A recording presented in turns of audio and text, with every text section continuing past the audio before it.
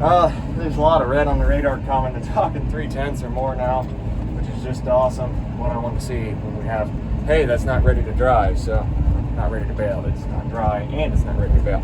We're gonna go invert it, and hopefully by the time we get done inverting, if the forecast doesn't change, I'm just gonna grab the round baler. We'll bale it up and get it done. It's kind of tight around these wagons here. I need to get more stuff moved around, but yeah, this forecast kind of stinks, but I don't mind. Inverting hay is kind of fun, but it sucks I have to do it twice and still not have dry hay. It's starting to get a little dry on the top of the windrow finally. If these earlier showers miss us and this takes me an hour to invert, I think I might just be able to get it all baled right before the rain sets in, if I'm lucky. That's a big if. I basically need to be pulling out. This is the tractor I round bale with, and I'm inverting, but it's not like I can invert and then bale right behind the inverter. It needs to sit for at least, ideally, an hour, 2 to 3 hours would be better. Maybe half a day, 5 to 6 hours. I think the best thing we're going to do today is give it a half hour to an hour, and then we're going to be in there baling if the forecast doesn't change. I really wanted a small square bale this field. Doesn't look like we're going to be able to do that, unfortunately, but it is what it is, so we'll get her hopefully baled up today. Look at this beautiful grass. Really hope that stuff misses us. Just getting started here. This inverter does nice, but things slow. You can only go like 5 miles an hour with it. It does a beautiful job.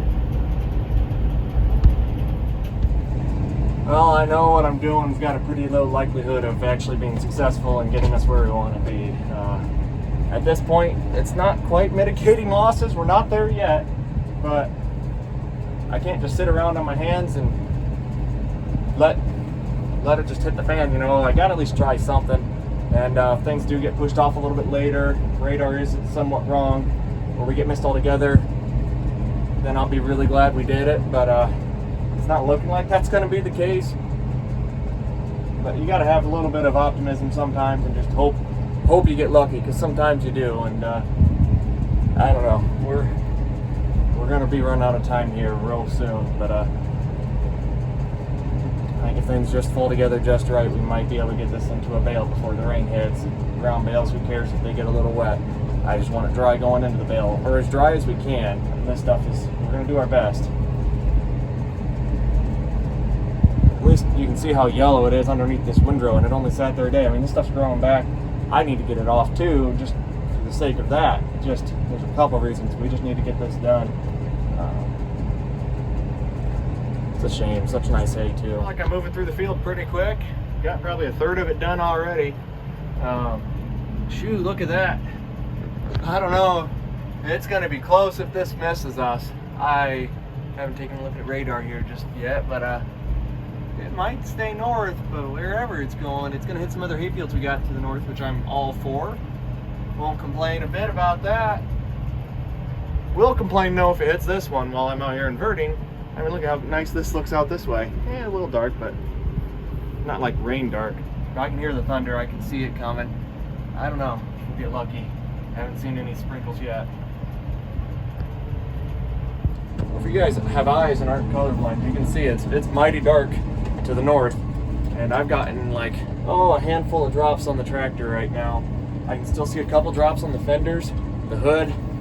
A few drops that hit the hood have already dried up, from the heat and everything. But it might miss us this first wave. I think this is the lighter stuff. My dad, I just got from him. He lives up by where one of my other fields we just picked up this year are, and that field's not mowed, thankfully. He said he's probably already gotten a few tenths of rain. He's maybe 8 miles north of here, so and you can see how much lighter it is. It's just really weird because like the south, like 10 acres of this field, it's still like bright and sunny out. You get to the north half, if I look over there, it's like dark, and I don't know.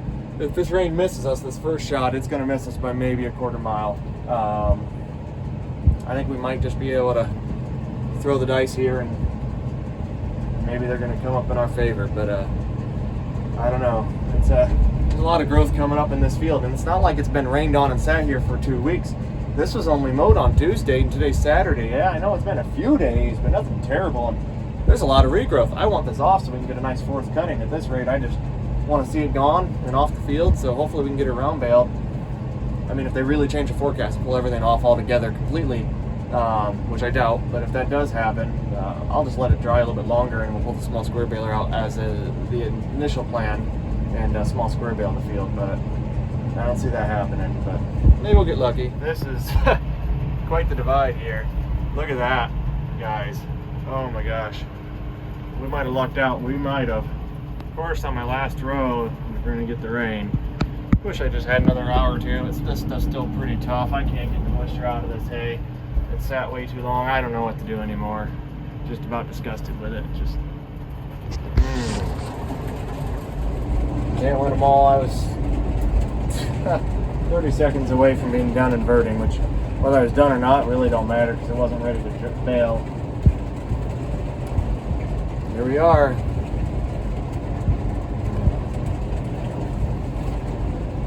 We'll get her baled eventually, I guess. Seems like a lot more than just a little sprinkle too. They were talking heavier rains weren't going to be here for another hour, so this is the case of what's coming. I'm really not liking what's about to come. Well, short-lived as it was, it's probably going to do enough damage. It's going to set me back a little bit longer. Let's take a look at what we're working with here. Let's get to some thicker stuff. Physically wet on top, as you'd expect from the rain. We get down into there. Just feels kind of tough now. Still looks really good. We haven't lost anything yet. Nothing we can't pull out of yet, I think. If the other rain misses us today, I won't completely rule out small square baling the field, but man, I don't know. That's just some beautiful hay, but we're gonna lose so much color here. It's probably just better off going into a round bale. I don't need any more goat or sheep hay. We need to find some more animals to eat hay, because these types of situations, it'd be nice to have an outlet for it rather than selling it super cheap. Well, it's the next day now, Sunday morning. Unfortunately, I don't think we're making it to church today, but it's been a while since I've run the rake on the Puma 140. Had to pull the big square baler off, swap out the 540 shaft on to it, pull the hammer strap off, hook this up, and fuel this up. So now we're finally going to get on the road, and we're not raking today, but this is the only thing I don't really like hauling with a truck. I'm going to have my wife meet me in the field with the tedder. She's going to bring that out with the truck, and I'm going to ted out the hay, and I'll have her come home and grab like a set of wagons or some other odds and ends, bring them out to pick me up when I'm done tedding. So, but yeah. That's what we're up to today. I'll tell you one thing I don't understand about this tractor is we're going about 22.5 mile an hour. If I have the big square baler hooked on, it goes 25 to 26. I don't know what's up. You would think more weight would bog you down. Not in this tractor has enough power to pull that weight without the PTO running, of course. But I don't know if it's got like a power booster or something in the computer that says, oh, there's this much load on the engine. Let's put out more horsepower into newer tractors, especially the CNH lineup. That's a pretty common thing. Like the New Holland's like a T7.175 or T6.175. T6 is the series or whatever you want to call it, the frame size, and then 175 is the boosted horsepower. That's really like a 130 horse tractor most of the time. But if you are driving, and I think the caveat is if you're driving and have the PTO on and have enough load or something, then the tractor says, oh, we need more power. Let's throw 175 horse through the engine, you know. I don't know if it doesn't go down the road, not sure, but yeah, I don't know. I don't know if that's what this one is, but yeah, we're going 22 and a half. I know it goes 25, 26 with the big square baler on. We don't have enough weight, I guess, to trigger that change. I don't know. Well, with the drought, we haven't had to get this out in a while. All right, let's ted some hay. Yeah. Let's see. I don't think I want to run very high RPMs, like 200 right there. That seems like a pretty good place. We'll just see how this goes. 300 RPMs. That should work. I don't know. I just don't want to tear any leaves off, you know. It's starting to get a little dry on top. We just got took longer to get out here, you know, an hour drive with the tractor, plus getting stuff hooked up and swapped. It just takes, everything takes way longer than you expect. All right, we're running about 350 ish RPMs, 5 mile an hour. Sometimes I'm going 6, but this field's kind of rough. Spreading it out really nice. Not what I wanted to be doing in third cut, but oh well. I guess be grateful we have a thick enough crop that a rain, it makes it worthwhile. I guess it's be thankful it's a thick enough crop that it wasn't going to dry without being tedded, I guess. You know, if it was thin, you know, like 20 bale an acre thin, I don't think I would have needed to ted it back out. Well, we're into the next field now. Getting the end started on this one. It's only maybe like 10 acres or so. Should be pretty quick. I don't know if we're going to make it to the fair to help the pedal pulls or not. I know they're going to be short-handed, but oh well, we got to get this done first. My dad's inverting hay for me right now at home again. So at least I don't have to go do that. Today just really got away from us. So there's the town's reservoir. That's an old cart path from when this was a golf course. There's the rest of this smaller portion of the field. The bigger one is back behind us. I don't know how much you can pick up. But yeah, I don't know. Some nice ground here, really. All done. The wind's picking up and we have some sun. I don't like tedding alfalfa, but I'd say that still looks like some really leafy, nice stuff. And we mowed it 2 days ago. I can't believe it. Held leaf really nice, so I'll take it. I just got done watering the animals out in the woods and had my dad invert this for us, hoping it'd save us enough time to make it to the fair. It didn't. Not that this had anything to do with it. It just took too long to ted. So I could have done this myself. We got lots of wind. We got some sun, finally. And it's finally drying. I don't know, all of a sudden now it wants to actually dry. And it doesn't smell all that bad. I'm gonna flip it tomorrow, and if it doesn't have a mildew smell to it and it looks good like it does now, I'm half tempted to small square bale this yet. I mean, because you look out like this from this angle, all you see is just brown and it looks ugly. And good thing this is in my back field, no one can see it hardly. Granted, we have a major highway right there, but how much are they paying attention? It does look like rained on junky hay. You get down into it, I don't know. I mean, look at this stuff. I mean, that doesn't look all that bad with all things considered. And right there, that looks green. It looks really good.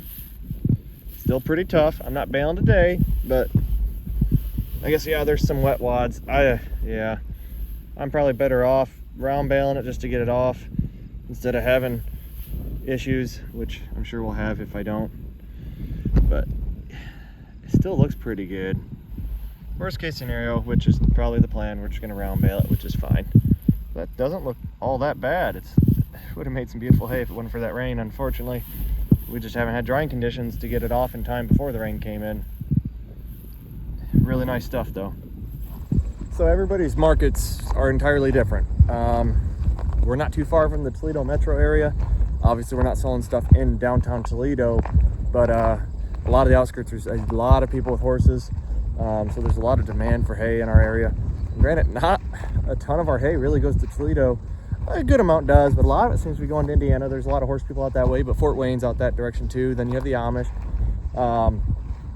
Basically, rain or no rain, just having to round bale this when we could have small square baled it, just based on where our markets are in our area, probably would be about half as much in total value of crop if it was in a round bale versus a small square bale. Now that's on a third cut basis. If we go into like a first cut comparison, it probably wouldn't be quite as severe. The round bales would probably be 2/3 of the value of small squares. That's saying if you would round bale the whole field or small square bale the whole field, you're getting the same amount of tons or pounds of hay total harvested, but just the value of that product, just because the markets for small squares are so much greater. So I'll be honest, I don't sell a ton of round bales of alfalfa. Pretty much because we don't bale a lot of alfalfa round bales. I've just never felt that the margin was there for us. The round baler is a great thing to push acres quick in a cheap format. It's one of the cheapest ways to put up hay, in my opinion. And then storage is nice. You can put them outside if you don't have room, which we're always having that issue, like a lot of people probably. But that's why we have a lot of round bales of clover or straw. These lower value crops that aren't necessarily geared towards horses. You know, horse people want to bed with sawdust, or if they do straw, it's not like they're bedding with a ton. So we're kind of gearing the clover, the straw more towards like cattle markets. We have some cattle guys we're working with and selling that too. So great opportunities there to make some money, don't get me wrong. But when it comes to the alfalfa, don't get me wrong, we could probably hook into some cattle guys and make some okay money. And we definitely could, if we have enough additional acres to run where we're completely satisfying our small square bale market, which I don't think we've peaked yet as far as what I think we can move small square bale wise locally. Like, we've got markets to push more than what we're producing already. So it's really hard to want to pull acres of alfalfa away from the small square baler and put them into rounds. While it's a lot easier, there's just, like I said, in cases like third cut, half as much money per acre. Maybe there's those who are in the round bale market and have been in it for a while that get a little bit better return on it.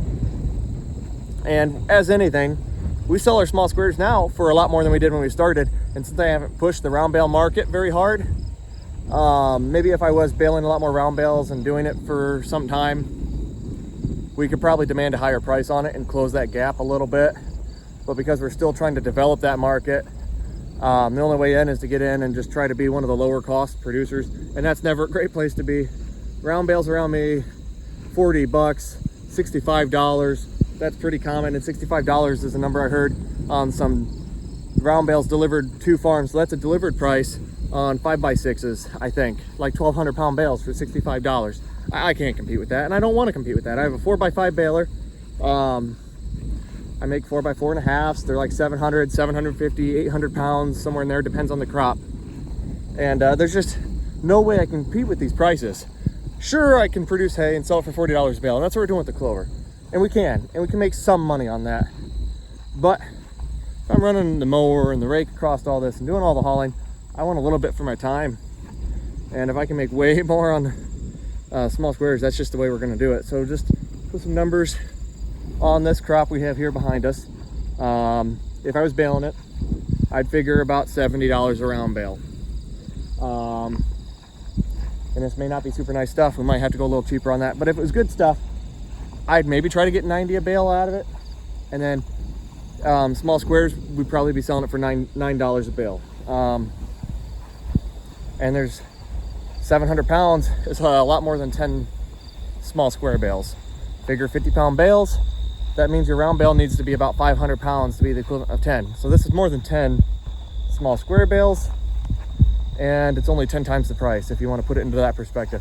That doesn't really make a lot of sense when you start making the bales bigger and you're not really gaining any value, but people don't want to pay $70 for a 4x4 bale that weighs 500 pounds.